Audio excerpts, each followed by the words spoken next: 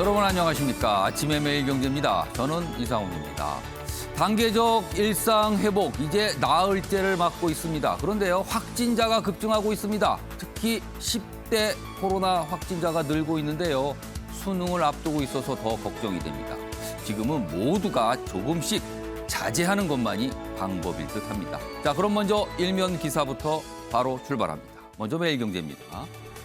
아파트를 규제하자 오피스텔 투자 광풍이 불고 있다. 광풍, 엄청나다는 거죠. 그럼 어떻게 엄청난지 보겠습니다. 자, 어떤 오피스텔 청약 경쟁률이요. 1398대 1을 기록했답니다. 거의 1400명이 신청을 하면 한 명 되는 겁니다. 그리고요, 최근 1년 사이 거래 건수가 50%나 늘어났다고 합니다. 자, 아파트에 대해서 세금, 대출 이런 규제가 많이 있으니까 풍선 효과가 나타난 것이다. 이렇게 해석을 하고 있습니다. 이번에 한국일보 확인해 보겠습니다. 이재명 그리고 문재인 정부 재난지원금 파워게임 벌어진 거 아니냐. 여긴 파워게임이라는 말을 썼어요. 자, 일단 왜 그런가 하면요.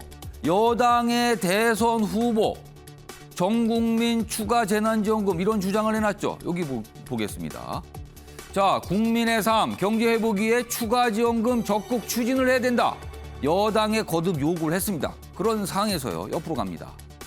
김부겸 국무총리, 주머니에서 막 돈이 나오나 여력 없다. 손실보상이 제일 시급하다. 김부겸 국무총리는 정치인 출신이죠.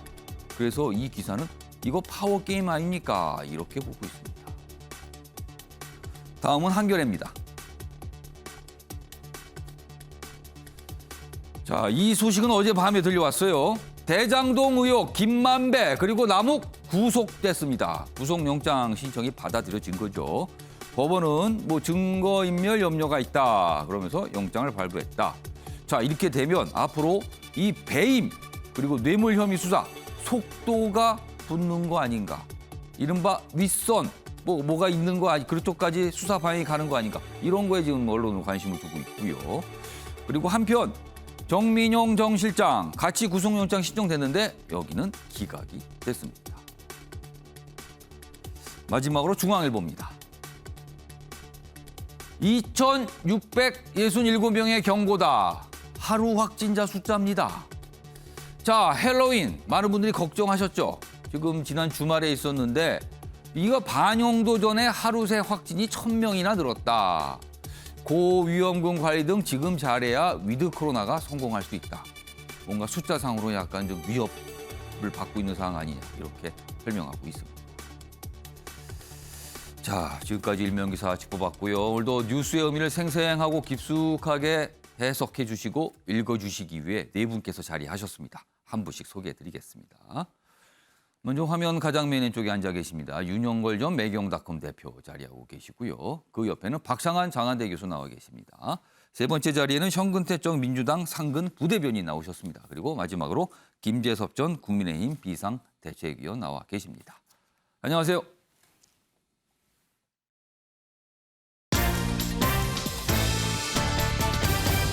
오늘 다룰 주요 이슈들을 네 가지 키워드로 정리했습니다. 아침을 여는 키워드 화면에 준비되어 있습니다. 11월 4일 목요일 순서입니다. 첫 번째 키워드 확인해 보겠습니다. 후보 그리고 총리의 충돌이다. 후보 대 총리 충돌. 방금 일면기사 때 잠시 소개해드렸죠. 추가 전국민 재난지원금. 그러니까 저 재난지원금을 추가로 전국민에게 줘야 된다. 여당 후보가 이런 주장을 내놨는데 이거에 대해서 정부가 안 된다 사실상. 거부를 한 셈이 됐습니다. 충돌이라고 묘사가 되고 있습니다. 두 번째 키워드 보겠습니다. 다 고만고만하다는 거는 거기서 거기 그리고 그 밑에 깔린 내용은 좀 신통치 않습니다. 이런 의미가 담긴 것 같아요. 자, 이재명 민주당 대선 후보가 어제 당회의에 참석했는데 그 회의에 참석했던 한 분이 면전에서 이런 얘기를 합니다. 굉장히 이례적인 상황이 벌어졌습니다. 세 번째 키워드는 싹 자르기입니다. 여기는 야당 상황이에요. 제1야당인 국민의힘 상황인데요. 안철수 국민의당 대표를 향해서 이준석 국민의힘 대표가 아주 불편한 기색을 나타내면서 뭔가 싹을 자르는 듯한 모습을 보여줬습니다. 마지막 키워드는 요소수 대란입니다. 요즘에 이 요소수 구하기가 하늘의 별 따기보다 어렵다는 얘기가 나옵니다. 도대체 왜 이렇게 된 건지, 그리고 방법은 과연 없는 건지 이 얘기 좀 짚어볼 예정입니다. 자, 아침의 매일경제 첫 번째 이슈는 여당 후보와 국무총리의 의견 대립. 뭐 약하게 보면은 의견 대립 정도, 아니면 어떤 정책을 놓고 갈등이다라고 볼 수도 있고요. 조금 더 크게 해석을 하게 되면 정면 충돌이다, 이렇게까지 보는 시각도 있습니다. 자, 먼저 첫 번째 기사 준비되어 있습니다. 각각의 발언들, 주장들을 소개하고 있어요. 이재명 전국민 지원금 당에서 좀 챙겨주세요. 이런 취지로 얘기를 하고 있어요. 그런데요, 김부겸 총리 여력 없다라고 얘기합니다. 안 된다는 거죠. 좀 더 보죠. 자, 이재명 후보와 문재인 정부. 자, 여당 후보가 차별화 가속화를 하고 있다. 이런 해석 많이 있었는데 그 와중에 나타난 현상이에요. 자, 총리가 이렇게 얘기합니다. 주머니 막 뒤진다고 돈이 나옵니까? 자, 후보는 이렇게 이야기합니다. 국가 부채 우리나라 너무 낮습니다. 여유 있다라는 얘기죠. 그리고 지금 가상화폐를 놓고도 정부하고 지금 이 여당 그리고 후보가 대립을 하고 있는 상황이기도 합니다. 이게 뭐 내년 당장 시행할 거냐, 예정대로 할 거냐, 아니다, 이거 유예해야 된다, 이렇게 또 맞서고 있는 거죠. 자, 그럼요. 어제 민주당 회의에 참석을 했던 이재명 후보, 그리고 그 이후에 대변인의 추가적인 설명이 있었거든요. 그 영상부터 확인해 보겠습니다. 또 우리 전 국민들의 삶을 보살피고 또 경제도 활성화할 수 있는 재난지원금의 추가 지급 문제도 적극적으로 추진해 주시기를 부탁드립니다. 국가 부채 비율이 크게 장애가 되지 않는다는 사실을 우리도 좀 인지할 필요가 있습니다. 그렇다고 뭐 빚을 막 늘리자는 뜻은 전혀 아닙니다. 대선 전에는 사실상 지금이 어려운 부분. 대선 전에도 정부와 우리 국회가 합의한다면 얼마든지 가능합니다.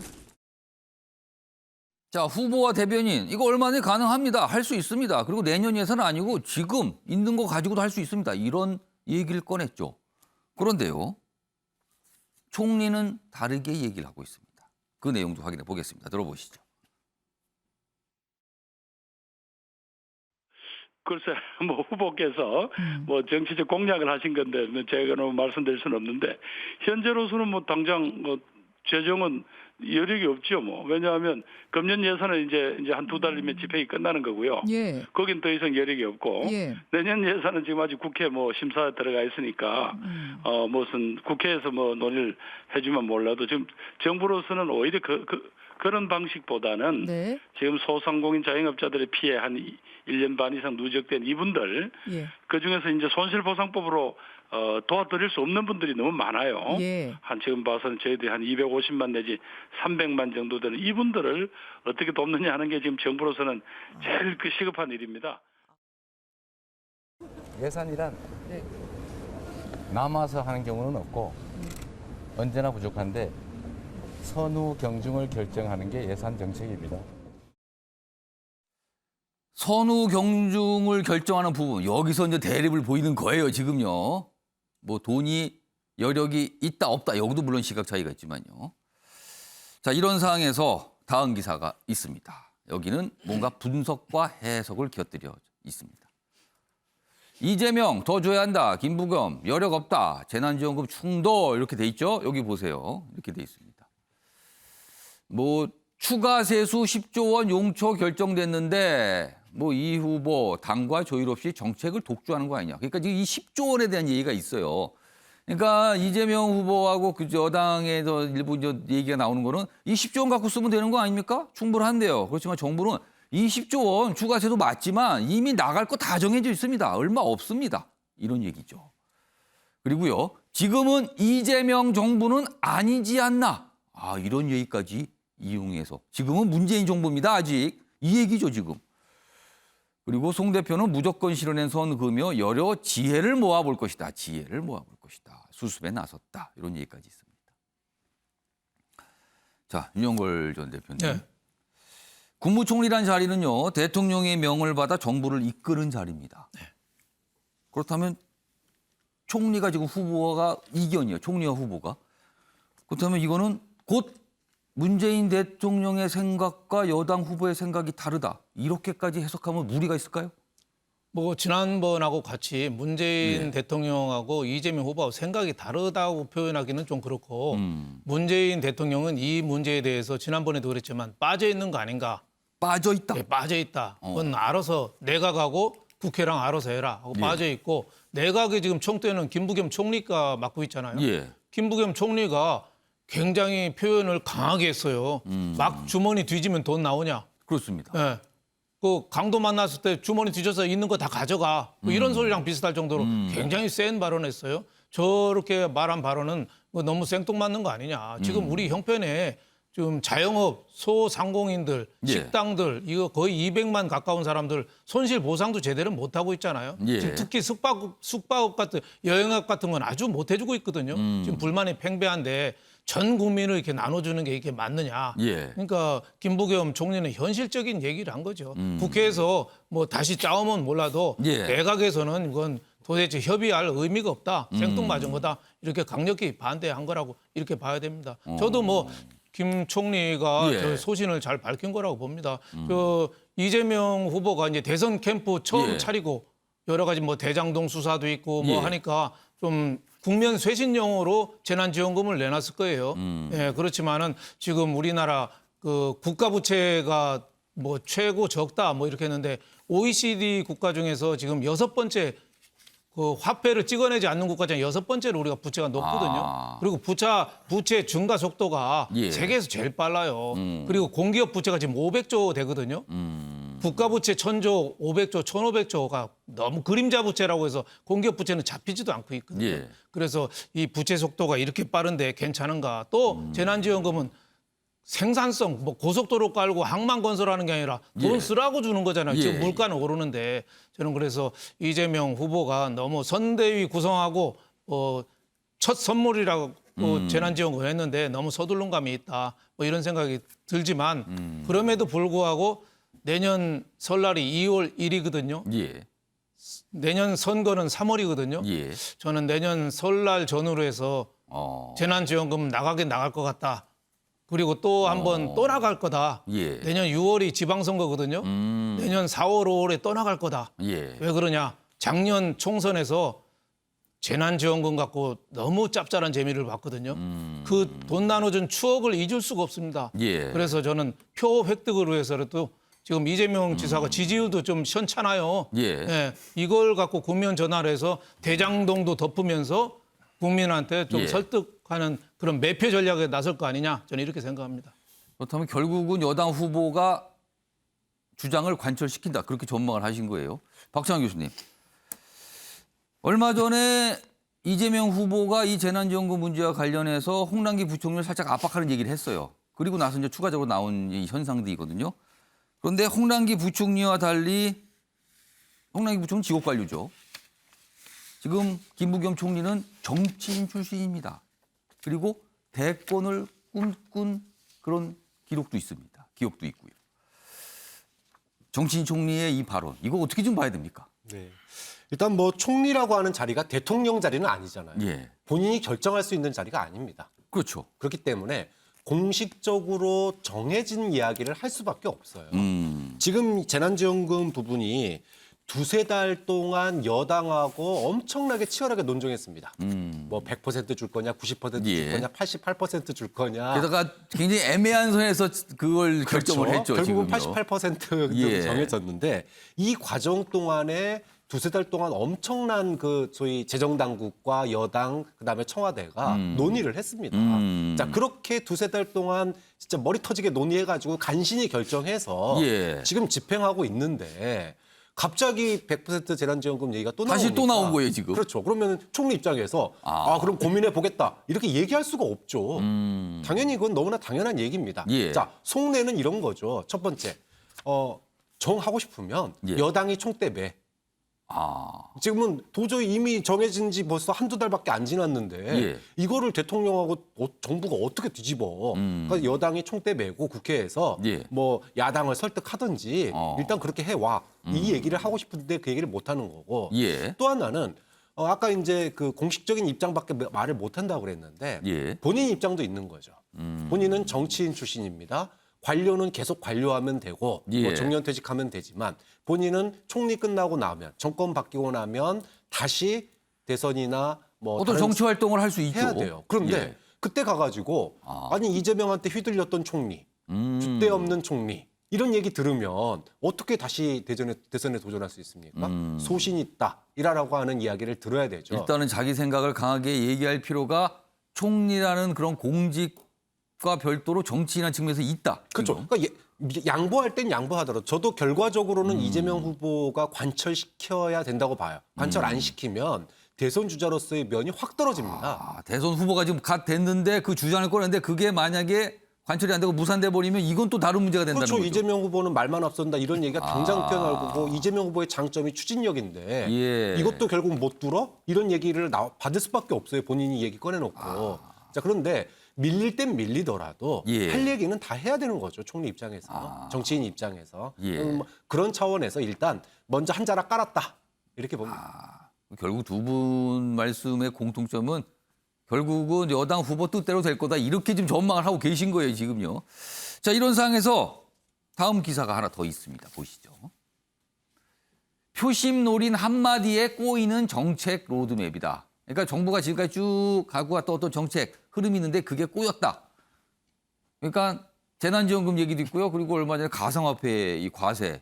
내년부터 원래 예정돼 있었는데 이걸 유예하자 뭐 이런 얘기가 나온 거잖아요. 그 두 가지 사안입니다. 그래서 정책 뒤집기 행보 아니냐. 시장은 혼란스럽다. 이렇게 적고 있습니다. 그 여당은 지원 사격을 하는데 이런 과정에서 당정 갈등 지금 약간씩 나타나는 모양새가 있죠. 지금요. 그리고 또 이런 발언을 얼마 전에 했죠. 여론이 형성되면 관료는 따라야 한다. 이거를 가만히 이렇게 돌려 생각해 보면 여론이 형성되면 정치인이 결정하면 관료는 따라야 된다. 이렇게 또 해석이 됐습니다. 얼마 전에는요. 이 얘기 좀 해보겠습니다. 현근택 전 부대변인. 네. 이 기사의 시가 어떻게 보세요?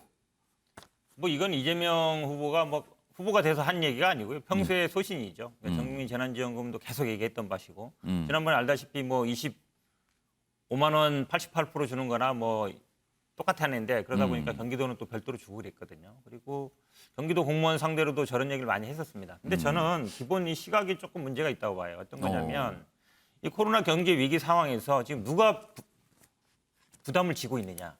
다 개인이 지고 있어요. 지금 보면은 대기업 같은 경우는 아마 올해 제가 보기에 예상 이익이 한 200조 정도 됩니다.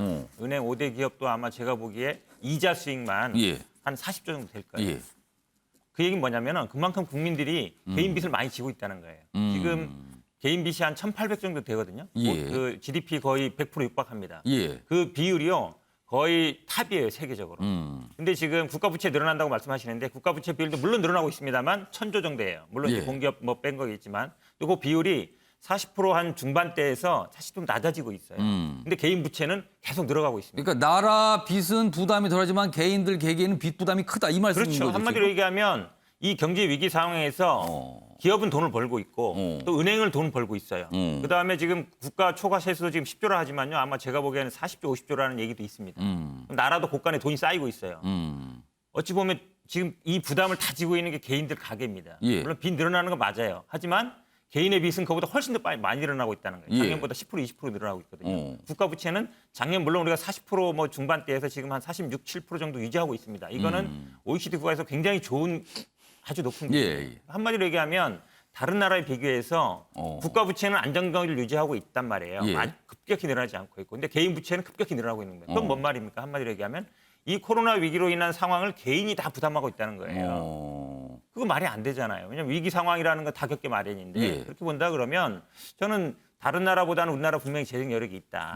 그리고 이 개인의 저도 동의합니다. 자영업자들 당연히 예. 도와야 되지만 자영업자들만 힘든 건 아니에요. 자영업자 도와주는 것과 전 국민이 어쨌든 혜택을 봐야 되는 거는 상충되는 게 아니다. 저는 그래서 이거는 뭐 이재명 후보가 계속 갖고 왔던 소신이기 때문에 예. 뭐 물론 뭐 지난번에 100%냐 88%냐 할 때도 여당과 뭐 정부 사이에 옥신각이 예. 많이 있었지만 이번엔 그래도 조금 더 힘이 실리지 않겠냐 이렇게 보고 있습니다. 지금 이제 개인들이 부채가 많다 그 얘기 하셨는데 이제 그게 이제 어떤 근거 중에 하나 재난지원금이 왜 전 국민 재난지원금 필요한 거야 근거 중에 하나가 이제 후보도 얘기를 하고 지금 정근태 부대변인도 설명을 하셨거든요.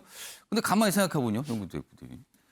개인들이 부채가 많아요. 근데 재난지원금 줘봐야 50만 원입니다. 1인당. 그럼 가구 4인 가구 해봐야 한 200만 원 정도거든요. 그 정도 가지고 부채 부담이 덜어진다. 이건 약간 좀 생각해볼 지점이 있고요. 차라리 그럼 부채가 지나치게 부담이 커서 굉장히 어려우신 분들을 그냥 탕감해주겠다. 긴급 경제 조치를 통해서 탕감해주겠다. 이러면 안 됩니까? 빚탕감은요 쉬운 일이 아닙니다. 우리가 IMF 때도 신용불량자 엄청 많았지만 그 빚을 탕감해주게 되면 기본적으로 또 도덕적 해이가 생기고 예. 그다음에 대출을 받은 사람과 안 받은 사람이 생기게 돼 있어요. 그러니까 그거는 이제 문제가 발생하는데 그렇죠. 그건 그러면은 쉽지 1인당 50만 원 정도 지급하는 걸로 부채를 어떻게 만회할 제가 수 있다, 완화할 수 있다. 말씀드린 이거는 거는 좀 아닌 것 그러니까 아닙니까? 부채를 많다. 그러니까 그 부담을 다 예. 개인이 지고 있다. 이 상황에서. 예. 그런데 그것에 대해서 그냥 용인해야 되느냐. 그 부분이 인 거예요. 그럼 결국 정부가 돈이 있기 때문에 그걸 어떤 식으로든 써야 되는데 예. 그러니까 우리 이 일반적인처럼 그러니까 뭐 복지 정책이라든지 이런 것들은 사실은 경제 살리기라든지 이런 게 큰 효과는 나지 않거든요. 예. 근데 이렇게 소비를 진작하는 거는 저도 받으면 동네 슈퍼에 갑니다. 뭐 미용실 음. 가거나 소비 진작 차원에서 경제가 살아날 수 있다. 이제 두 가지 측면이 다 있는 거죠. 예. 개인의 부담에 대한 그 부채 부담을 줄이는 건 아니지만 어쨌든 경제 살리기 그걸 통해서 또 자영업자들도 살아날 수 있기 때문에 예. 선순환 구조를 돌리는 거다. 저는 이렇게 보는 게 맞는 것 같습니다. 그러니까 경제에 좀 돈이 흘러서 뭔가 다 고루고루 혜택을 보는 그런 취지의 목적도 있다 이런 설명이셨어요. 자, 김재섭 전 비대위원은 이 기사의 시각 이거 어떻게 보셨습니까? 저는 뭐 당연히 이제 영구택 부대변인 말씀에 다 동의하지 않고요. 뭐 개인이 진다는 말에 대해서는 동의할 수가 있겠으나 그 개인이라고 하는 것이 전체 개인이 아니죠. 그러니까 일부 개인들이 소상공인, 그러니까 일부 개인들 특히 이제 소상공이라든지 자영업자라든지 하는 분들이 집중적으로 책임을 지고 있다는 것이 문제죠. 그래서 아까 전에 우리가 화면에서도 이재명 후보가 선호 경중을 따져서 그 예산 정책을 하는 거라고 하는데 예. 선호 경중에서 어떤 것이 먼저 돼야 되고 어떤 것을 무겁게 줘야 되는지는 이미 경제 정책에서 많이 나왔습니다. 그러니까 집중적으로 타격을 많이 받은 분들께 넉넉하게 보상을 해드리는 것이 맞다라고 사실 수차례 이야기가 됐었고 전국민 재난지원금에 대해서 승수효과, 그러니까 이것이 얼마큼 경제를 살리느냐에 대해서는 이견이 굉장히 많습니다. 그래서 뭐 1차, 2차 계속 그런 얘기들이 있었고 예. 그것을 1차 때 전 국민한테 줬기 때문에 그걸 거기에 대한 효과가 미미했기 때문에 2차, 3차 때는 그래도 좀 차별적으로 지급했던 거 아니겠습니까? 정부의 반성도 분명히 있었던 것이고요. 예.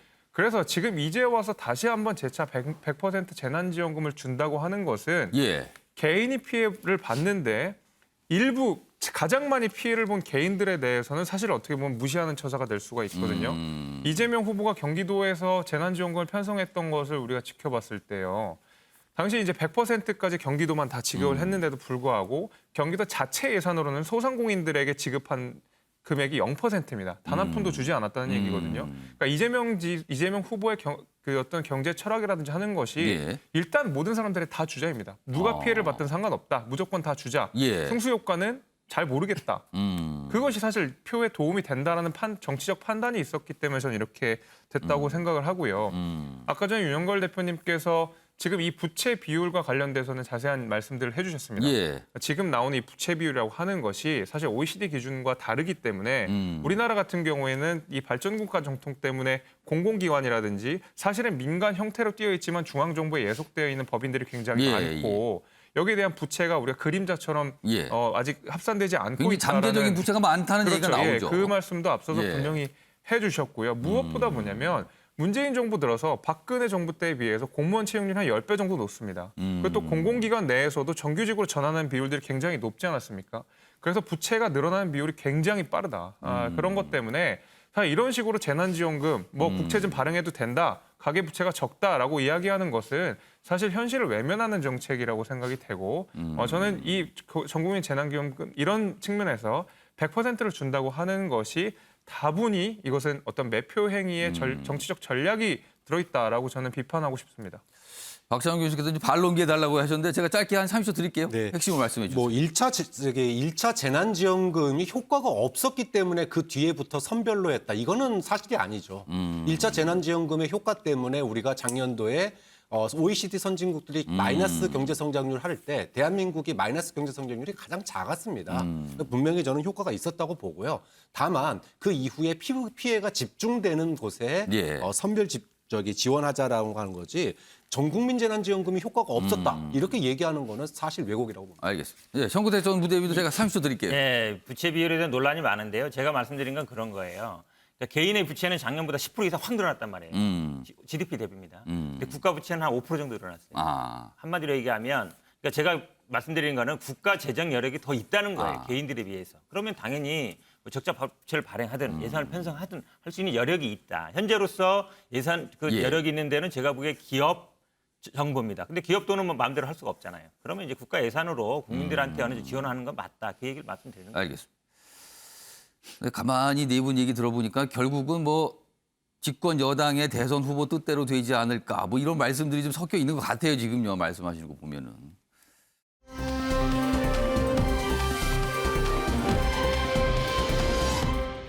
다음은요.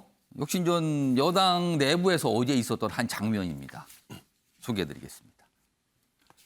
서른 의원, 지금 민주당의 대선 공동선거대책위원장입니다.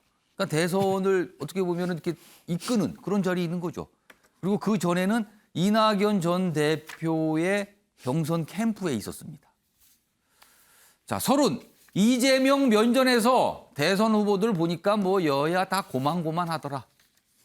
그럼 이게 이 고만고만에는 여당 후보도 포함이 된단 말이에요. 그러면요. 공동 선대위원장 맡고 있는데 이런 얘기를 꺼낸 거예요. 이거 경선 앙금 남은 거 아니냐. 그러면서 본인이 앞으로 2주간 남미 출장 갑니다. 그래서 회의 못 나와요. 이렇게 하고 갔어요. 이거 어떻게 된 거죠? 그럼 이 상황이. 자, 이와 관련해서요. 서른 의원의 이야기부터 확인해 보겠습니다. 국민들은 어떤 대통령을 뽑을 것인가 생각을 해보니까 진실한 대통령을 뽑을 거라는 첫째 생각이 듭니다. 지금 나와 있는 대통령 후보들을 보면은 큰 차이가 있는 것 같지가 않습니다. 다 고만고만 약점이 있고 고만고만 장점이 있는데 이를 우리가 얼마나 잘 후보를 잘 내세워서 저 얘기가 꺼냈어요. 그러니까 주변에 듣는 분들도 약간 살짝 놀란 분위기였고요. 그리고 저걸 회의를 취재하던 기자들도 깜짝 놀랐죠. 당연히 회의 끝나고 물어봅니다. 무슨 뜻이에요? 그게? 왜 그런 말씀하셨어요? 여기 있습니다. 고만고만 발언의 의도는 뭡니까? 그러자 이렇게 얘기합니다. 내가 한 얘기의 해석은 따로 해야죠. 해석하라는 거예요. 해석을. 기자를 보고 해석하라 그랬어요. 통상 이게 만약에 논란이 될 것 같으면 그거 오해하면 안 됩니다. 그냥 뭐 원칙적 얘기한 거예요. 이렇게 하는데 그게 아니라 해석을 하라는 겁니다. 그리고는 즉답을 피했다. 이렇게 돼 있습니다. 해석을 따로 해야죠. 이 말이 또 귀를 잡기도 하네요. 자, 이 얘기 좀 해보겠습니다. 박찬원 교수님, 이거 앙금 아직도 여전히 남은 겁니까? 저는 이거 감정적 앙금은 저는 풀렸다고 봐요. 그럼 무슨 앙금입니까, 그럼 이거? 그러니까 선대위 전날 예. 심야 회동을 했잖아요. 예. 이낙연 후보를 지지하는 예. 서른원을 포함해서 그날 뭐 별 얘기가 다 나왔다고 그래요. 그러니까 뭐 결선 투표 받아들이시지 그랬냐 그러니까는 이재명 후보가 나는 받아들이려고 그랬는데 뭐 생각이 좀 있었다라는 식의 그렇죠. 내용이 뭐 있었어요? 이러면서 속에 있는 얘기 없는 얘기 인선 문제 그다음에 정책의 가닥 뭐 향후의 국정 운영 여기에 대해서 아주 긴 시간 동안 허심탄회하게 얘기를 했기 때문에 예. 어느 정도의 앙금은 전 다 풀렸다고 본다. 그럼 이 얘기는 무슨 이 얘기는 왜 얘기입니까? 나왔냐? 예. 저는 굉장히 불편한 진실을 누군가는 얘기해야 된다고 봐요. 불편한 진실이요? 지금 선대위 출발한다고 다 으쌰으쌰 뭐 이재명 대통령 될 거다 이런 분위기 속에서 지금 저 얘기가 나온 거잖아요. 예. 근데 현실은 어떠냐? 제 주변을 봐도요. 찍을 후보가 없다. 누구 찍어야 되냐? 이렇게 얘기하는 사람들이 굉장히 많습니다. 여야 후보를 가리지 않고 그런 얘기가 나오는 거예요? 그렇죠.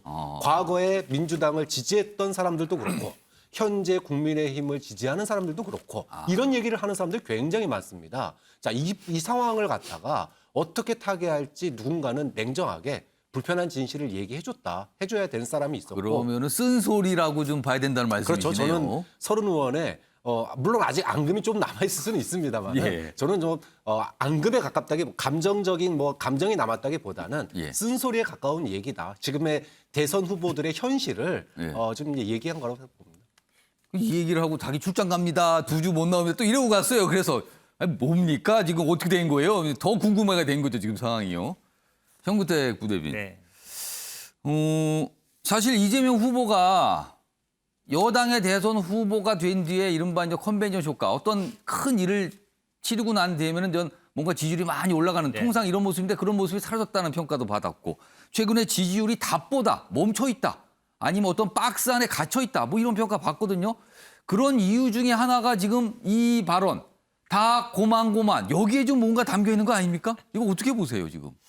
저도 뭐 경선 과정에 지금 서른님하고 좀 뭐 언쟁이 있어서 좀 중도를 하셨잖아요. 그제 예. 예.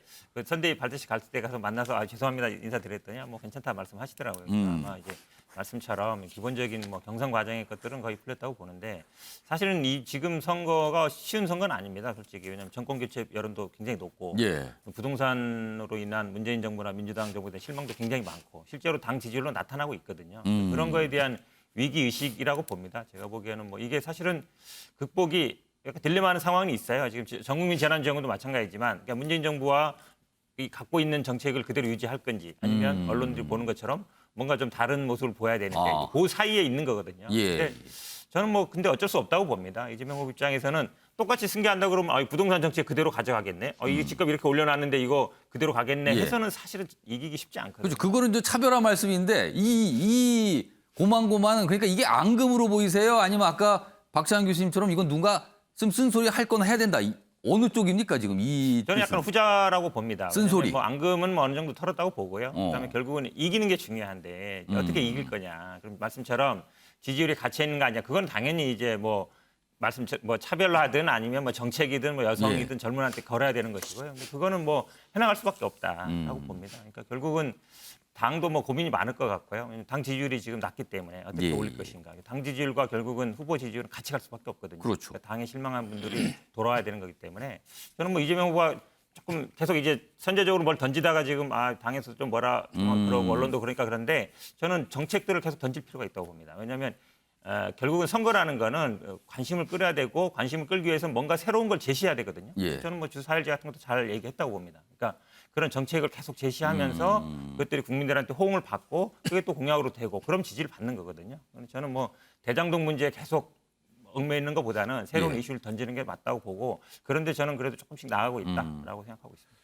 정말 잠깐 패널 분들께서 지지율 얘기인데 최근 지지율 보면요. 사실은 여권 문재인 대통령 지지율이 제일 높아요. 그리고 그 밑에 후보 지지율이 좀 있는 모양이 나오고요. 그리고 당 지지율은 또 그 밑으로 나옵니다. 최근에는. 그리고 야당 쪽으로 가면 또 정권 교체 여론이 최근에 50% 넘는 조사 나오고 있거든요. 그러니까 굉장히 많은 어떤 숫자들을 보면은 이게 어떻게 되는 건지 그리고 많은 분들이 고민을 하고 그 의미에 대한 해석들도 많이 나오고 있습니다. 지금.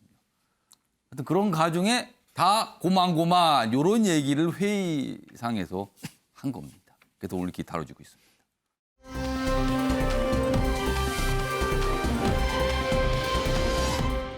자, 이번에는 야당으로 가보겠습니다. 국민의힘입니다. 오늘까지 대선 후보를 뽑기 위한 여론조사가 실시가 돼요. 그리고 내일 최종적으로 당원 투표 결과, 여론조사 결과를 합쳐서 누가 후보인지가 발표가 됩니다. 보겠습니다. 당원 투표율 61% 연일 신기록. 그게 어제까지예요. 오늘도 하루 남았죠. 이제 ARS 전화를 통한 당원 투표가 이루어지는데 신기록이다. 굉장히 높다는 뜻입니다. 최종 결과 예측 쉽지 않다. 이 높은 게 과연 누구한테 유리하냐 이거죠. 여기 보면 국민의힘 대선 본경선 열기가 고조되고 있는데 누가 이재명 민주당 후보 이길 후보라 생각하나. 후보마다 이렇게 질문을 던지면서 본인을 호소하고 있죠. 지금 본인에 대해서. 오늘까지 여론조사 실시한다. 이런 내용입니다. 자, 그럼요. 이와 관련해서 후보들의 이야기, 어제도 참 여러 가지 활동이 많았는데 확인해 보겠습니다. 선거에 출마한 사람은 다 늘 긍정적으로 생각을 하고 선거운동을 하는 거 아니겠습니까? 거의 80% 가까운 투표율이 될 겁니다. 제가 이기면 기적이 연출되는 겁니다. 아마 기적이 현실화될 거예요. 기적이란 말까지 나왔습니다. 그리고 막 호소를 하는 모습들이었어요. 그리고 어제 이 다른 두 후보, 유승민 후보, 원희룡 후보도 역시 뭐 활발한 활동을 했어요. 그리고 원희룡 후보가 또 특히 요새 대장동 이슈에 굉장히 좀 집중을 하고 있는 모양새기도 합니다. 다음 기사 하나 더 보겠습니다. 자, 그러면은요, 경선 결과 내일 나와요. 그러면 그 뒤는 어떻게 되는 것인가 이겁니다. 국민의힘 경선 열기 좋은데 후보 선출 뒤 원팀? 이거 의문. 여당이나 야당이나 이 원팀이 과제 중에 큰 과제인가 봅니다. 또 이런 얘기가 나왔어요. 지금 보면 뭐 고소, 지지자 간 폭행, 뭐 이런 불상사들이 있었거든요. 그럼 어떻게 되는 거냐? 만약에 윤석열로 후보가 확정된 선대위를 꾸릴 텐데 이거 독식 우려가 있다. 홍준표 후보가 됐을 때 포용용 문제로 또 잡은 가능성이 있다. 전망을 한 거예요. 일단 크게 이렇게 보이고 있습니다. 유정걸 전 대표님. 네. 경선 끝나도 결합은 쉽지 않다. 이 기사는 이렇게 좀 전망을 하는데 어떻게 보십니까? 저는 그 민주당보다는 좀 낫지 않겠느냐 싶어요. 그래도 상황이 좀 나을 것이다. 이재명 지사는 문재인 정권하고 차별화의 딜레마잖아요. 예. 문재인 대통령 지지율이 40%에 육박하니까 예. 섣부르게 차별화했다가는 그 40% 지지율이 날아가잖아요. 아. 그리고 대장동 수사를 지금 현 정권에서 쥐고 있잖아요. 예. 그러니까 함부로 얘기를 못 하다 보니까 컨벤션 효과를 못 느낀 점이 있거든요. 근데 국민의힘은 지금 경선이 끝나면 5일부터 당장 공격할 거리가 있잖아요. 공동의 적. 문재인 정권이라는 타겟이 있잖아요. 대장동, 특검 뭐 이런 거 반문재인 퀴치를 들고 함께 갈 수 있잖아요. 그리고 공약이 예. 별 차이가 없어요. 윤석열 후보 공약은 예. 강할 것 같은데 강한 보수들 지지를 받는데 공약 내용은 상당히 온건한 내용이 많아요. 실제 또 그렇지 않다. 실제 예. 정책은. 그렇죠. 정책은 오히려 홍준표 후보는 중도층 지지, 젊은층 지지를 받는데 공약은 더 강해요. 그러니까 좀 서로 뒤죽박죽 됐어요. 그러니까 얼마든지 저는 융합할 가능성이 상당히 있지 않느냐 이런 예. 생각이 들고 그 홍준표 후보랑 그 유승민 후보는 조금 어렵겠죠. 하지만 홍준표 후보가 된다면은 기존 당에 또 터줏대감이 그 대표도 했던 분이니까 상당히 원팀이 좀 수월할 가능성이 있고 문제는 이제 윤석열 후보가 됐을 때 원팀이 되겠느냐. 윤석열 후보가 서운한 건 많겠죠. 지금 문재인 정부하고 각을 져서 국민의힘으로 왔는데 예. 오자마자 입단식을 아주 호되게 때렸잖아요. 거의 이지매 수준으로 그냥 TV 토론할 때 뭐 너 이거 알아? 너 이 몰랐지? 그러니까 다른 후보들로부터 집중 공격을 받았다는 거죠. 그렇죠. 작게 뭐부터 뭐 하다못해 개 식용 얘기부터 예. 뭐 얘기만 하면 총 공격을 했잖아요. 그래서 좀 서운한 건 있을 것 같은데 그럼에도 불구하고 윤석열 후보도 이제 정치 초년생이잖아요. 들어온 지 몇 달 안 됐는데 만약 후보가 됐다고 그래서 그다음부터 선 끊고 우리끼리만 하자. 그럼 백전백패죠. 그것도 쉽지 않다는 거네요. 그렇죠. 저는 그래서 그 이 융합은 어렵지 않다고 봅니다. 충분히 가능하고 예. 또 하나는 홍준표, 유승민 후보 이런 쪽은 따르는 군사들이 그렇게 많지는 않아요. 이낙연 후보는 따르는 군사가 많았잖아요. 근데 많지 않기 때문에. 그러니까 그 군사라는 거는 현역 의원 또는 현역 정치인들 이런 말씀이신 그렇죠. 거죠 지금요. 그래서 많지 않아서 저는 화해 제스처하면 얼마든지 민주당보다는 훨씬 쉽게 융합이 돼서 한 원팀으로 갈 거다. 예. 윤석열 후보가 됐든 홍준표 후보가 됐든 민주당보다는 여건이 훨씬 낫다. 저는 이렇게 봅니다. 오늘까지 국민 대상 여론조사가 끝나고요. 그리고 당원들 ALS 조사도 오늘로 마칩니다. 그리고 내일 발표가 되는 겁니다. 4명의 후보죠. 윤석열, 홍준표, 유승민, 원희룡. 누가 될지 모릅니다, 지금. 당에서도 굉장히 궁금해하고 있어요. 도대체 누가 되는 겁니까? 많은 분들 질문 던지는데요. 누구도 똑부러진 질문을 못하고 있습니다. 아니, 답을 못하고 있습니다. 지금. 자, 이런 상황에서요. 다음 기사가 나왔습니다. 보시죠. 이준석 국민의힘 대표 안철수 싹 자르기다. 안철수 싹을 자른다. 당이 다른데요. 단일화. 이 단일화 얘기하는 거강꾼 나오면 일벌백계 한다. 그럼 이게 뭐예요? 안철수 국민의당 대표와 뭐 단일화 이런 거 운운하지 마세요. 이러고 얘기하면 거강꾼인데 가만 안 둡니다. 이렇게 경고를 한 거예요. 그리고 이렇게 얘기합니다. 안철수는 자생력이 떨어졌다. 이거는 비판이 아니라 폄하 정도 수준이에요. 이 정도 발언이면은. 자, 이렇게 얘기가 나왔는데 일단 이게 시작점이 화면 보겠습니다. 이준석 대표가 언론 인터뷰에서 이렇게 얘기를 해요. 안철수 대표와 관련해서. 지난해부터 이어진 통합하면 이긴다는 담론, 제가 통합 앵무새라 이야기하는 사람들의 전략에 동의하지 않는다. 이걸 통합 앵무새, 뭐 줄여서 통합무새, 뭐 이렇게 부르는데 이 얘기를 꺼냈어요. 이거 동의 안 합니다. 다음 보겠습니다. 누구든지 당 지도부나 후보와 미리 상의하지 않고 거강꾼 노릇하는 사람, 그러니까 이 국민의힘 대선 후보 누군가 되겠죠. 그 후보와 안철수 국민의당 대표와 뭐 단일화 이런 걸 이렇게 왔다 갔다 하면서 뭐 조정하는 사람, 거강꾼이라고 설명을 했어요. 이 노릇하는 사람은 해당 행위자로 징계한다. 해당 행위라고 규정을 합니다. 하지 말라는 거예요. 일벌백계 한다고도 얘기했고요. 이런 얘기를 한 겁니다. 자, 이 얘기가 나왔어요. 그리고 그러면은 안철수 대표의 반응이 있고 그 반응에 대한 또 반응도 나왔습니다. 확인해 보시죠. 이준석 대표가요. 뭐 이미 6개월 전에 그 안 대표님 특유 합법으로 대선 출마 선언한 셈이다. 아마 아직도 예. 정치 평론 같은 그 버릇을 버릇이 못하고 있는 것 같긴 합니다만 신경 쓰지 않습니다. 국민의힘이 만약에 예. 정권 교체 진정으로 열망하고 진정성이 있다고 한다면 네.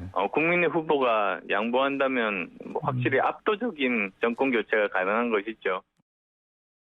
제가 거강꾼이라는 표현을 썼지만은 당 밖의 세력과 교섭을 하려고 한다든지 아니면은 당을 대표할 권한이 없는 사람이 여러 가지 이야기를 하게 될 경우에 당의 기강이 잡히지 않습니다. 정치평론가라고 얘기하고 그게 받아쳤어요. 걱정은 평론도 못 하시잖아요. 뭐 이렇게까지 비판을 한 겁니다. 비판이 아니라 비난 수준이죠. 지금 저 정도면은. 자, 김재석 좀 비대위원. 지금 이준석 대표의 이야기, 아까 뭐 언론 인터뷰 영상 다 들어보면요. 안철수 대표에 대한 거부감이 굉장한 것 같아요. 왜 이런 상황이 된 겁니까? 뭐 앞서서 이제 이준석 대표의 영상을 우리가 봤는데 과연 이제 이준석 대표답다 저는 그 생각을 했습니다. 답다. 예. 사실 이제 이준석 대표가 안철수 이제는 후보죠. 이제 후보로 나왔을 때 저런 반응을 보일 거라고 저는 사실 뭐 예상을 했었습니다. 지금 왜냐하면 김재선 비대위원은 이준석 대표하고 대화를 좀 자주 하시는 편이잖아요. 가까우신 그렇죠. 걸로 예. 알고 있는데. 특히 이제 대화를 많이 했고 가장 예. 집중적으로 대화를 많이 했을 때가 바로 오세훈 시장과 안철수 대표 간의 단일화 협상 과정에서 사실 이준석 대표와 굉장히 많은 이야기들을 했었던 예. 것이요.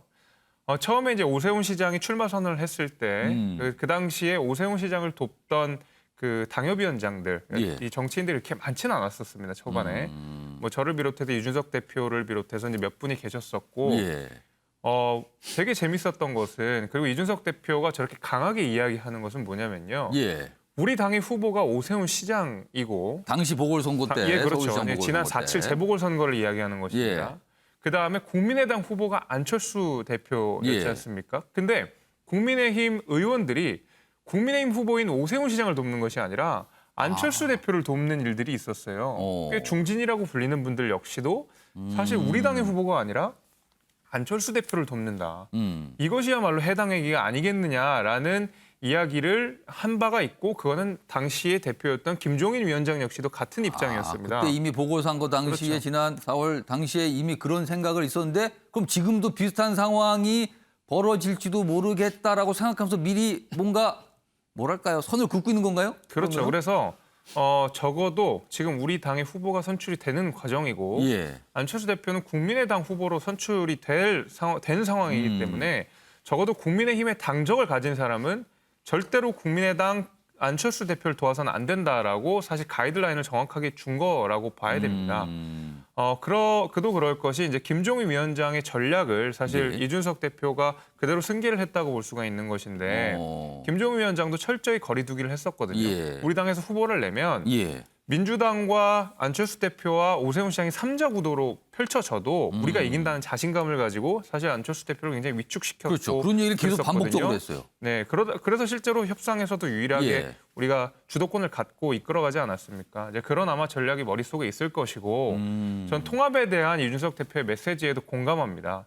사실 전략 없는 예를 들면 명분이 없는 통합 같은 경우에는 선거에서 시너지를 내기가 굉장히 어렵습니다. 예. 지난 우리가 2020년에 있었던 총선만 예. 봐도 미래통합당이죠. 이름도 미래통합당이고 정말 보수, 야권 뭐 전체의 예. 조직들이 다 모아서 하나의 그냥 큰 통합 당이 만들어졌음에도 불구하고 예. 그냥 민주당이 참패를 했거든요. 그래서 명분이 없고 전략이 없는 통합에 대해서는 절대로 이건 선거에 유리하지 않다라고 판단이 있는 것이고. 그러면 이번에 국민의힘 후보와 안철수 국민의당 대표, 뭐 국민의당 대표가 될 걸로 보여요. 그렇다면 그 두 후보 사이 단일화는 없다고 보십니까? 뭐 전국적으로 가서 어떻게 될지 모르겠지만 예. 적어도 우리 당의 후보가 아직 정해지지 않은 상황이기 때문에 섣불리 말씀드리기도 좀 어렵기도 하고요. 다만 저는 이준석 대표의 입장도 그렇고 우리 국민의힘 입장 자체는 안철수 대표 스스로가 받을 수 있는 표심이 많지 않다. 거의 미미할 것이다라는 판단이 분명히 있는 것이고 예. 소위 말하는 제3지대는 양당이 좀 이렇게 힘이 빠지거나 그다음에 양당 간의 경쟁이 치열하지 않은 상황에서 예. 제3지대 포션이 나오는 것인데 이번 같은 경우에는 국민의힘과 민주당이 막 1, 2% 차이로 이기고 지기고가 되는 사이이기 때문에 안철수 대표가 먹을 수 있는 그 이준석 대표의 표현에 따르면 자생력이죠. 자생력이 거의 없기 때문에 단일화의 실익이 사실 지금은 없는 상황이다. 저는 그렇게 보고 있습니다. 지금 이 발언기 요청하시는 패널들이 계셔서 제가 세 분께 똑같은 질문을 이제 기사 하나 소개해드리고 세 분께 똑같은 질문을 드릴 텐데 결국엔 안철수 후보는 국민의힘 후보와 단일화를 할 것이다. 아니다. 독자 출마해서 결국은 대선일까지 계속 간다. 이거에 대한 전망을 해주시는 거예요. 기사 하나 먼저 소개해드리겠습니다. 다음 보시죠. 안철수 놓고 야당 내부 포용파와 주전파 이견이 벌써 나오고 있더라. 지금 주전파, 그러니까 선을 긋는 거는 이준석 대표잖아요. 그럼 포용파는 뭐예요, 여기? 김재원 최고위원, 안철수 지지표 반드시 필요하다. 그러니까 뭔가 해야 된다는 소리잖아요, 여기는. 단일화든 뭐든. 자, 그럼 이와 관련된 영상 확인해 보겠습니다. 우리 세력에서 조금 더 가까운 안철수 후보가 5%, 6%, 뭐 예를 들어 10% 이렇게 점하고 있으면 3%라도 위협적이에요. 뭐 속값 쳐줄까, 속값을 좀 뭐 크게 쳐줄 테니 들어가라 이런 식으로 접근해서는 안 된다는 거죠. 큰 전략과 대의를 함께 가는 큰 비전을 함께 이야기해야 되리라고 보고요. 그러니까 이른바 이 주전파는 안철수 대표 지지율 한 5, 6% 나오는데 이거 굉장히 중요하다. 막판에 가면 이거 무시 못한다. 어떻게 해야 된다. 이 얘기잖아요. 자, 박지한 교수님.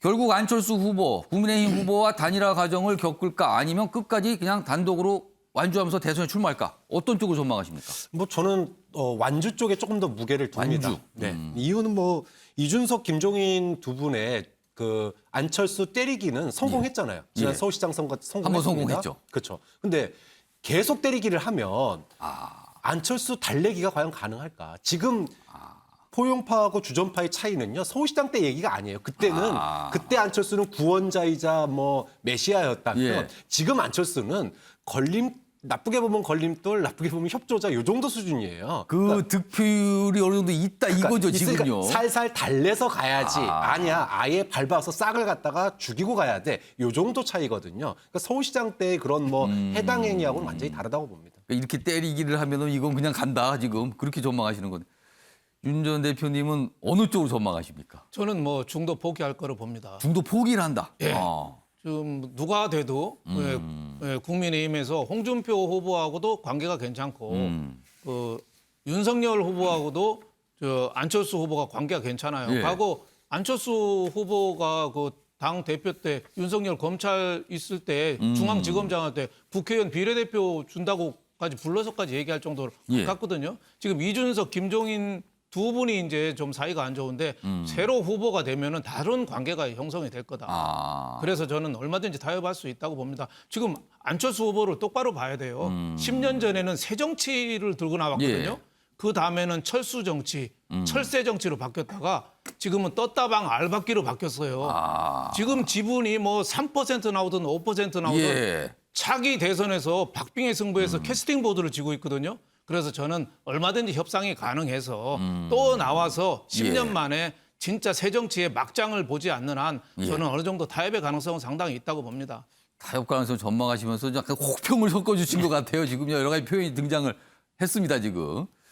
정근택 전 부대변인은 어떤 결론으로 갈 것 같습니까? 제가 봐도 단일화 가능성이 있다고 봅니다. 결국 뭐 서울시장에서 봤고요, 한번 봤잖아요. 그 다음에 지금 이준석 대표가 뭐 지금 거강꾼 일벌 100개 얘기하는데요. 그냥 말폭탄일 가능성이 많아요. 당장 김재원 의원부터 조치를 해야 되잖아요.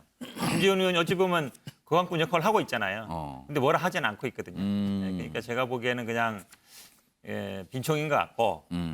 근데 이제 말씀처럼 후보가 선출되면 예. 이제 후보로 거의 당권이 다 넘어갑니다. 예. 후보 주도로 가게 돼 있어요. 근데 후보 입장은 당선되는 게 중요해요. 그러면 어떤 식으로 이제 연대에 손을 내밀게 돼 있고, 예. 그렇죠? 지금 윤석열 후보나 홍준표 후보나 다 단일화 한다고 하고 있잖아요. 예. 후보 입장이 그렇기 때문에 당 대표가 아무리 징계한다고 해도 어떻게 후보를 징계할 수는 없잖아요. 후보 보고 거강꾼이라 할 수는 없잖아요. 그렇다 본다 그러면 후보 입장으로 끌려가게 돼 있다. 후보 입장에서는 손을 내밀 것이고, 그럼 안철수도 당연히 그거에 어쨌든 협의를 하게 돼 있다. 그럼 저는 아마 이준석 대표의 힘은 이 후보가 선출되는 순간 좀 빠지지 않겠나, 주도권이. 저는 후보 쪽으로 넘어가고, 후보 입장에서는 당연히 뭐 연대할 수밖에 없죠. 안철수 입장에서 마찬가지. 의견이 살짝 갈리는데 두 분 의견은 말을 보지 말고 상황을 봐라. 상황이 그렇게 만들지 않겠는가? 뭐 이렇게 좀 들리기도 합니다, 지금요. 관심사 중에 하나입니다, 지금요. 자, 이런 가운데요. 다음 기사 좀 보겠습니다. 여기도 보면은 지지율상으로는 조금 미미하지만요. 그래도 뭔가 활발하게 목소리를 내고 있는 분들의 얘기예요. 자신 없는 분은 링에서 내려가라. 이재명과 단일화의 선근심 상정. 여기도 단일화 얘기가 나옵니다. 여기는 민주당과 관련돼 있죠. 근데 선을 걷다는 거예요. 어제 기자회견 통해서 뭐 본인의 주장도 하고 질문도 받았는데 뭐 마지막으로 얘기한다. 끝까지 간다. 이런 얘기를 강조합니다. 그래서 3자 박빙 대결로 대선 끝까지 완주하겠다. 그러면서 뭐 비판을 합니다. 어제 또 여야에 대해서 다 비판을 했어요. 자, 그리고요. 김동연 전 부총리도 어제 활발하게 움직임이 있었는데, 자, 두 인물들 영상으로 묶었습니다. 보시죠. 더불어민주당은 가짜 진보였으니 드러났고, 또 국민의힘 후보들은 여전히 극우 포퓰리즘 공약과 막말을 쏟아내고 있습니다. 단일화 질문에 대해서 마지막 대답을 드리겠습니다. 자신 없는 분들은 링에서 내려가야 됩니다. 네.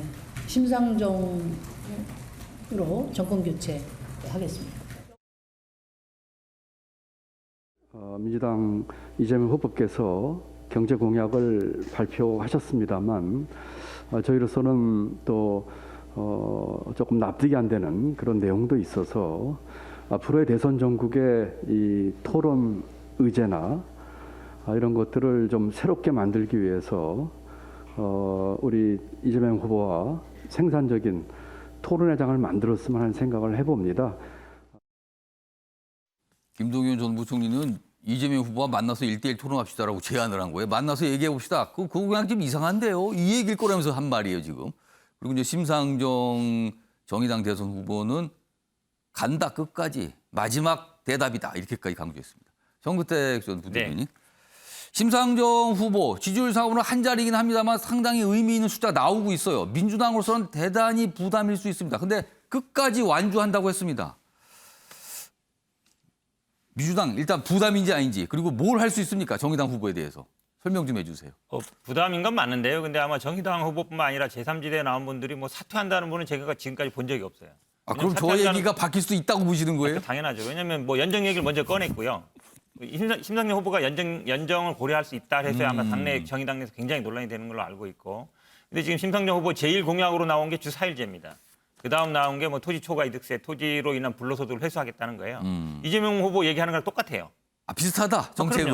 왜냐하면 주4일제 얘기도 하고 있고 지금 부동산 개발로 인한 이익을 환수해야 된다. 그걸 내세우고 있어서 결국은 정책으로 연대가 가능하다라고 보고 있습니다. 그리고 지금 김동연 전 부총리도 민주당에 와서 송영길 대표 만나고 그 얘기를 한 거거든요. 예. 그 얘기는 뭐겠어요? 민주당하고 함께할 수 있다는 뜻이에요. 제가 보기엔. 함께할 뜻이 없으면 민주당 찾아와서 1대1 토론하자 얘기할 필요가 없죠. 그렇게 본다 그러면 뭔가 가능하다 손잡는 게. 그럼요. 저는 뭐 김동연 부총리나 심상정 후보 같은 경우는 민주당과 뭐 정책 연대든 아니면 어떤 식으로든지 간에 뭐 토론을 통해서 합의 과정이든 통해서 충분히 연대가 가능하다 보고 있습니다. 관련 기사가 하나 있는데요. 이 기사는 뭔가 전망을 좀 담고 있죠. 보겠습니다. 거대 양당. 그렇죠. 지금 후보들이 비호감도가 높아요. 이런 상황에서 지금 다른 몫을 내고 있는 거거든요. 커지는 천하 삼분지계의 꿈. 천하 삼분지계. 그러니까 이른바 제3지대를 또 이렇게 설명을 했네요. 1당, 2당, 거대 1당, 2당이 있고 새로운 뭔가의 정치적인 존재. 뭐 이런 걸 말하는 거예요. 심상정, 안철수, 김동연입니다. 공통점은 양당 체제 종식을 외치고 있는 거죠. 서로 존재감 경쟁을 하는데 단일화 연대에 모두 3명이 완주 얘기를 하고 있거든요. 끝까지 간다고. 그러니까 대선 변수가 일단 되는 것 같고요. 과연 어떻게 세력화에 성공할 것인가 이렇게 좀 적고 있습니다. 박찬영 교수님. 네. 혹시요 심상정, 김동연, 뭐 안철수 대표는 지금 국민의힘 쪽하고 많이 뭐 연관이 돼서 보이니까 심상정, 김동연 두 인물이 뭔가 연합을 해서 어떤 세력을 만들 가능성, 이 가능성이 있다고 보십니까? 저는 별로 없다고 봐요. 각자 도생의 길로 지금 가고 있다고. 각자 도생. 네. 누가 되든 여당 후보가 되든 야당 후보가 되든 아마도 소수 정부가 꾸려질 가능성이 굉장히 높습니다. 국민의힘 후보가 되면 당연히 여소야대 대통령이 되는 거고 예. 민주당 후보가 되더라도 이재명 후보가 민주당 내에 다수파를 장악하고 있지 못하죠. 이렇기 때문에 지금 양강 후보에 대한 국민들의 비호감도 굉장히 높고 예. 이렇기 때문에 그런 상황에서 소위 소수 정당들이 예. 활동할 수 있는 여지의 폭이 굉장히 커집니다. 그런 점을 그러니까 이후에 대선 이후를 바라본다면 저는 소수 정당들이 존재감을 계속 가져갈 필요가 있다고. 그렇다면 대선 이후에도 각자의 이 3명이 각자의 영역을 확보할 가능성이 커 보인다는 그렇죠. 거네요. 지금처럼 대선 후보에 대한 비호감이 높은 적이 없는데 왜 포기합니까? 일단 심상정 후보는요. 이번이 마지막입니다. 예. 세대 교체도 해야 돼요. 예, 정의당이. 예. 그다음에 존재감 지금 정체성 논란에 휩싸였잖아요. 그러면은 이거 중도 포기하는 순간 진보 정당은 앞으로 없다고 예, 봐야 됩니다. 그렇기 때문에 절대 포기하지 않고요. 그다음에 안철수 후보가 안철수 후보도 그렇고 심상정 후보도 그렇고 연정 얘기를 많이 하는데 이 연정은요. 무슨 뭐 합당하겠다의 연정이 아니에요. 소수 정당이 끌어가는 연정을 얘기하는 겁니다. 그렇기 때문에 완전히 의미가 다르다. 예. 그럼 안철수 후보는 이번에 만약에 또 합당 이런 논의하고 뭐 예. 연대 얘기하는 순간 저는 다음 정권에서의 국면이 없다고 보고 예. 김동연 부총리는 민주당의 유승민이 돼야 돼요. 그런데 그러려면 체급을 키워야 되기 때문에 저는 포기 안 된다고 생각합니다. 결국은 각자의 길을 가는데 각자가 나중에 확보할 수 있는 영역은 있는 것 같다는 분석이신데요. 네, 김유섭 전 비대위원. 저는 그 각자가 자신의 영역을 확보하기 어렵다고 생각이 반대로 되거든요. 전망하시네요. 예, 사실은 이제 이거는 하루 이틀 된 논의는 아니고요. 우리가 이제 육공화정 이후에 제3지대라는 말은 여러 번 등장을 했었고 몇십 년간 예. 제3지대가 제법 성공했을 때도 분명히 있었습니다. 지난 2016년 우리가 총선을 봐도 안철수의 국민의당이 예. 당시 굉장히 많은 의석수를 확보해가지고 다들 놀라지 않았습니까? 그런데 그 전에도 비슷한 역사들이 있었어요. 양당 체제에서 조금 비호감도가 높다, 환멸이 좀 생겼다 했을 때 그 제3지대 공간들이 좀 열어놨는데 이 제3지대가 그 계속 실패하는 과정들을 보면 거의 비슷합니다. 그러니까 일시적으로 확보한 지지율이 본인의 고정적인 지지율이라고 생각하고 거기에 안주해서 가다가 대부분 몰락을 하거든요. 마찬가지로 국민의당도 거의 비슷한 모양들을 보여주지 않았습니까? 특히 이 제3지대가 효과가 되려면 예. 기존의 양당 체제에 대한 강한 환멸이 좀 있어야 되는 것이고요. 예. 물론 지금은 약간 그런 게 있긴 예. 하지만은 예전만큼 그런 강한 기득권 체제라고 그 비호감 체제라고 보기가 좀 어렵고 무엇보다도 제3지대가 잘 먹히려면 새 인물, 새 정책 이런 것들이 나와야 되거든요. 사실 지금 심상정 대표도 그렇고 안철수 대표도 그렇고 새 인물이라고 보기 굉장히 어렵습니다. 김동연 부총리는 어떻습니까? 조금 새롭긴 하지만 아직 너무 늦게 출발했다는 면도 좀 있죠. 인지도도 굉장히 좀 낮고요. 예. 이런 면에 있어서 제3지대가 확보할 수 있는 공간이 굉장히 적다. 그래서 일시적으로 몇 %의 지지율을 확보할 수는 있겠지만 예. 그리고 과거에 그랬을 수 있겠지만 그것이 독자적인 지지층을 확보해가지고 제3지대라는 아주 이 확정된 영역으로 확대되기에는 좀 어렵다. 그렇게 보고 있습니다. 두 분의 분석이 좀 갈렸어요, 지금. 아무튼 관심을 끌고 있습니다. 지금 한 자리 숫자긴 하지만 어느 정도의 지지율 그리고 이게 거대 정당 후보들의 아주 근소한 경쟁이 될 거란 전망 속에 사실 1, 2%면은 굉장한 차이를 날 수 있거든요. 그래서 관심을 모으고 있습니다.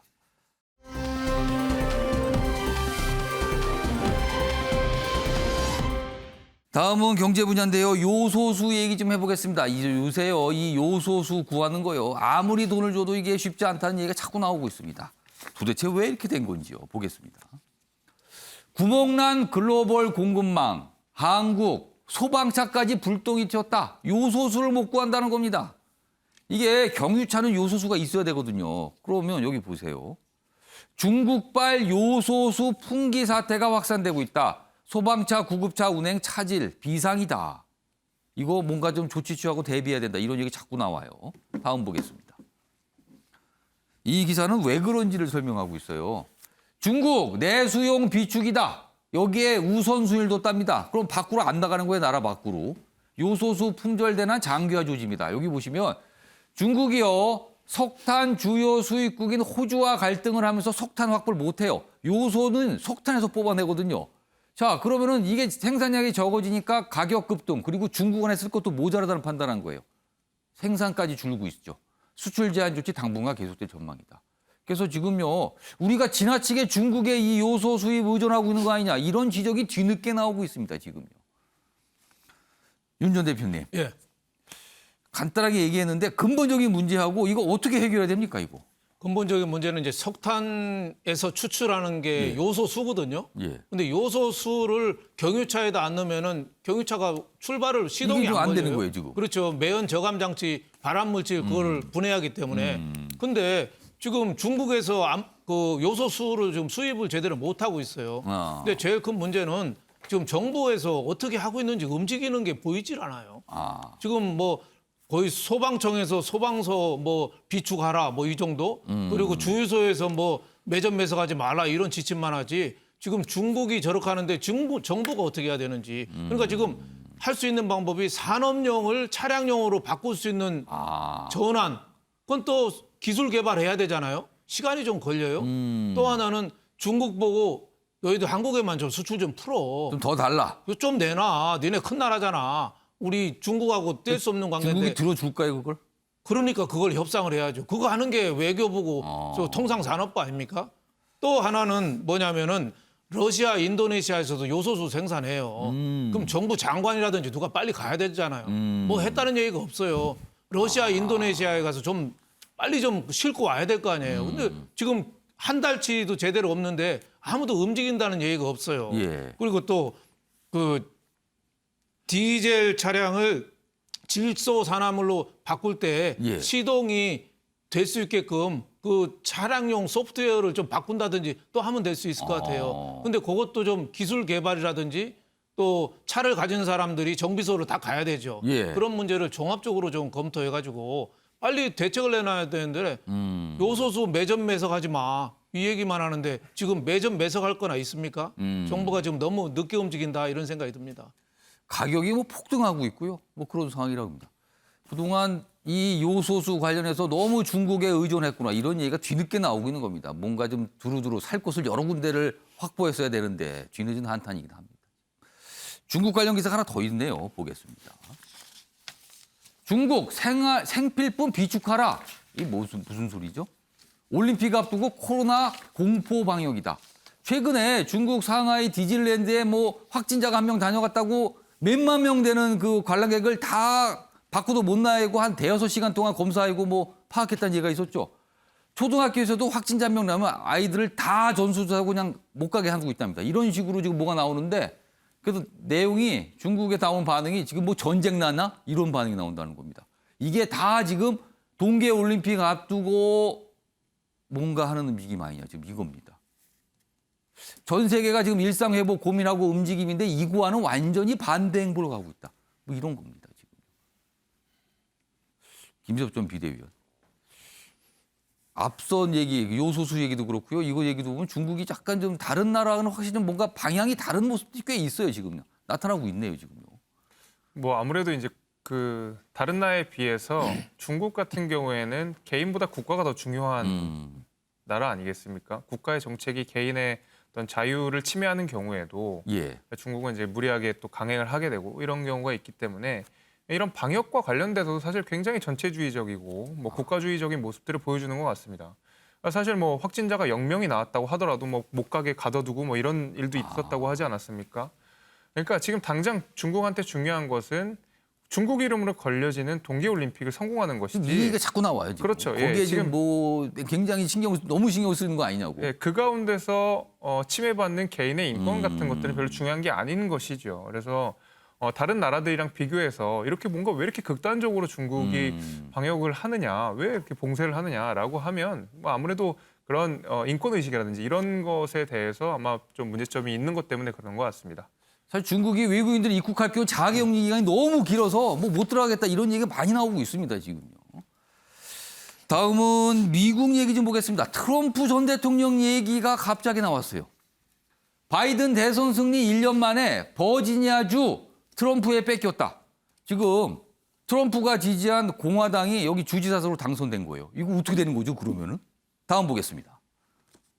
그런데 이런 내용도 있네요.